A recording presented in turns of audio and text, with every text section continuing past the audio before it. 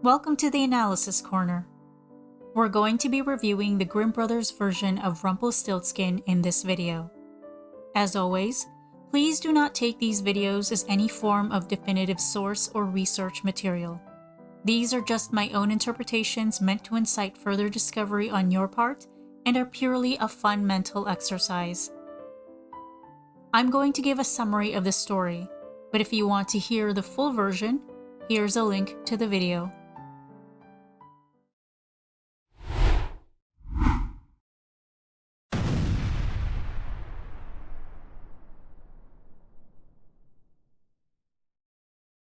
The story begins with a poor miller with nothing going for himself except having a beautiful daughter. He tries to make himself look important during his audience with the king by lying and saying that his daughter can spin straw into gold. This piques the king's interest, and he orders the miller's daughter brought to him to test her skill. Then the king takes her into a room full of straw and orders her to spin it all into gold by morning or die. She's locked in the room with nothing but her tears and despair until a strange little man unlocks the door and offers to do the job for her. She agrees in exchange for her necklace. By morning, the king is surprised to find a pile of gold instead of straw in the room. Struck by greed, he holds this poor girl hostage 2 more times with progressively larger pails of hay. The strange little man visits the girl each time, taking her ring for payment on the 2nd night, and with nothing left to give, the promise of the girl's first child should she become queen on the 3rd night. The king, believing he had literally struck gold, marries the girl, and within a year, she gives birth to a child. The little man comes back to collect his payment as promised, but the queen's tears and sadness move him to pity, so he gives her 3 days to find out his real name. If she fails, he will take her child. So the queen thought up all of the most unusual names she could, and also sent out a messenger to travel the land and collect as many names as possible. However, Caspar, Melchior, and Balthasar did not work. Neither did Shortribs, Sheepshanks, or Laceleg. But by sheer luck, the messenger happened upon the strange little man on his travels. He was dancing around a fire and happily chanting that his name is Rumpelstiltskin.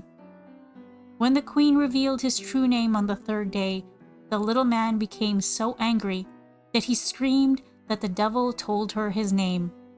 Then he stomped so hard that he buried his whole leg into the ground, and in trying to pull himself out, split himself in 2. The story of Rumpelstiltskin was published by the Grimm brothers in 1812.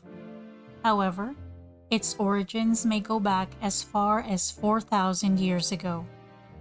With such a long history, the symbolism and meaning behind its elements have changed over time. In its infancy, the story may have been a cautionary tale against making deals with evil supernatural beings. There is a long history of superstitions about losing children and having them switched with changelings. Supernatural creatures taking children away may have also been a way to cope with historically high infant mortality rates. Moving up a little bit in this story's timeline, there's another theory that the gold is a representation of grain. Feudalism in Europe was in place between the 8th and 9th century up through the 15th century. A very simplistic explanation of this system is that landowners would allow peasants to live on portions of their land in exchange for a service or labor. If we're to run by the theory in this story, then it would be the peasants being allowed to live on the land so they could farm and then give some, if not most, of the crop to the landowner for payment. Those unable to make the payments were subject to a large fine, some form of corporeal punishment, or imprisonment. Hence, the king demanding the hay be spun into gold or the girl dies.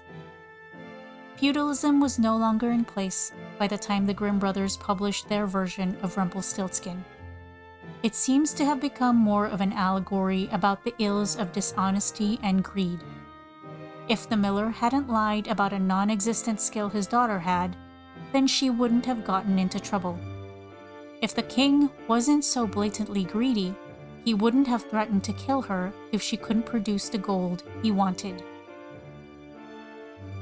While the lessons about being honest and curbing one's greed are important, they overlook the blatant abuse of the miller's daughter, which is the biggest overarching theme in this version of the fairy tale. It's made clear from the very beginning that she is one of, if not the only asset the miller has. He is described as being poor, but of having a beautiful daughter. This is reinforced by the fact that he has to lie about her ability to spin gold to make himself seem important. Then, instead of admitting that he lied, which might have saved her but brought punishment on himself, he simply hands her over to the king, even knowing that she can't spin anything into gold. Then the king, who at first just says he wants to test her, very easily threatens to kill an innocent girl if she can't do what her father said she could. She's not given a voice. After she is able to present these piles of gold to the king, he decides to marry her. There is no mention of any courtship, feelings of attraction, or even a request made to the girl. She is simply an object that is passed from father to king and done with as they please. Neither of the men face any consequences for their actions. In fact, they benefit from them. The father got his renown when his lies about his daughter somehow came true, and may have even been elevated to the nobility when she became queen. And the king got his piles of gold. The daughter, on the other hand, had to pay Rumpelstiltskin with her necklace and her ring. She also had to suffer through finding his name in order to save her child. Strangely enough, it is the twisted compassion of the strange little man that ended up saving first the daughter's life from the king's decree, and second, that of her child when he gave her enough time to discover his name.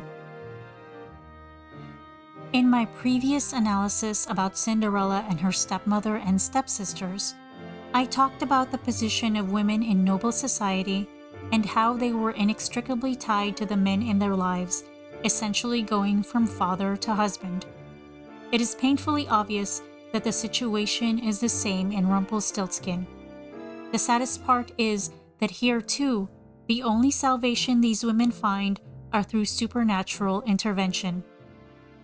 The literal German translation of Rumpelstiltskin is Little Rattlestilt, with the stilt referring to a post or pole that supports a structure. So what does it mean that a Shaky support is the saving grace for the miller's daughter? He definitely has his own motives for helping her and is shown as being ominous, maybe even evil, while dancing around a fire and singing about getting the queen's child. But as previously stated, he saved her from the king and gave her a chance to walk away from her last promise to him. When he split himself in two, the queen lost her creepy little fairy godmother. It's a sad conclusion because, while his demise means her baby is safe, her Shaky support system is gone, and the queen is now on her own. Thank you for taking some time from your day and spending it with me digging through some of the less obvious points in Rumpelstiltskin. I hope you enjoyed looking at this very old fairy tale in a slightly different light. Until next time, I am as always, your friendly resident, Ghost in the Library.